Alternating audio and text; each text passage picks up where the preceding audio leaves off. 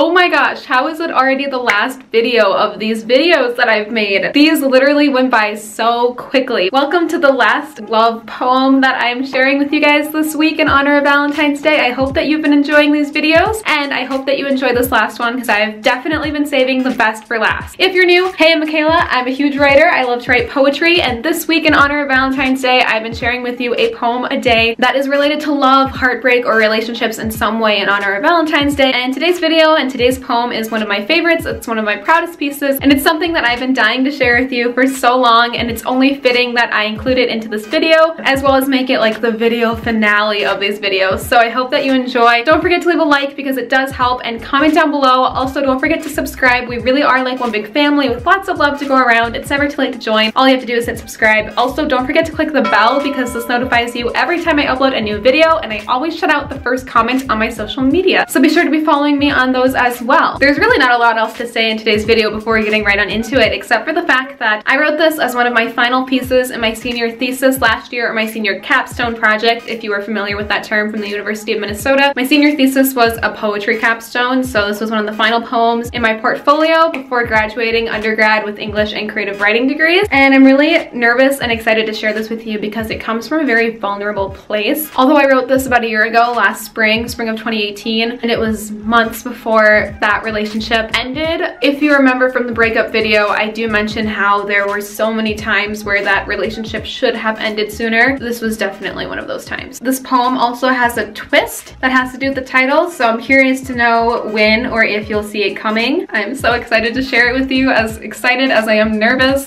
Here goes nothing. A love that is backwards. The street looks empty at 1 a.m. when he leaves. I crawl inward home to cry and forgive myself, not ending it sooner. He called me selfish for choosing me when he craved flesh off my bones, but I said no. He curled inside anyway around my tongue. A word that was almost a word, hung by clothing pins, begins to dry. We name our children Maisie, Amelia, and Stella. Live inside my brain, a place to remember, love, and bury. Carry honeymoon style down the aisle. He tells his mom I'm the girl he's going to marry, with the ring in detail, rose gold and silver diamonds. The day he opens a new account, I'm in college, curving ellipses on my eyelids every morning, hoping he will notice the color on my lips and question the taste of tongue. I decide to introduce myself. Question the taste of tongue, hoping he will notice the color on my lips and curving ellipses on my eyelids every morning. The day he opens a new account, I am in college, with the ring in detail, rose gold and silver diamonds. He tells his mom I'm the girl he's going to marry, bury, carry honeymoon style down the aisle, live inside my brain, a place to remember, love, and we name our children Maisie, Amelia, and Stella. A word that was almost a word, hung by clothing pins, begins to dry. He curled inside anyway, around my tongue. He craved flesh off my bones, but I said no. He called me selfish for choosing me. When I crawl inward home to cry and forgive myself, not ending it sooner. At 1 a.m. when he leaves, the street looks empty. I'm like shaking. That concludes the poems that I share with you this week. Reading that out loud for the first time in almost a year, I feel a little like shook up inside. Like I feel a little emotional. I don't even know how to explain it. I just remember I wanted to express the roller coaster of our relationship and how we can go from being together and in love to broken up and mad at each other back to the beginning, and how it was the cyclical issue and cycle that we had where he would say things he didn't mean, call me selfish, or we'd fight, and he would show up at my house. Things that now I'm like, damn, maybe that was a warning sign. Maybe that was a red flag, Makayla. Stuff like that would happen. He would leave. I would miss him. I'd think about these children that almost existed but didn't, and now they just live inside my brain. I love that it's backwards. Like I wanted the story to flow different ways. So if you read it one way, everything works out. The poem kind of goes into this direction of, oh, they're going to get married and have kids, and he has a bank account saved up for her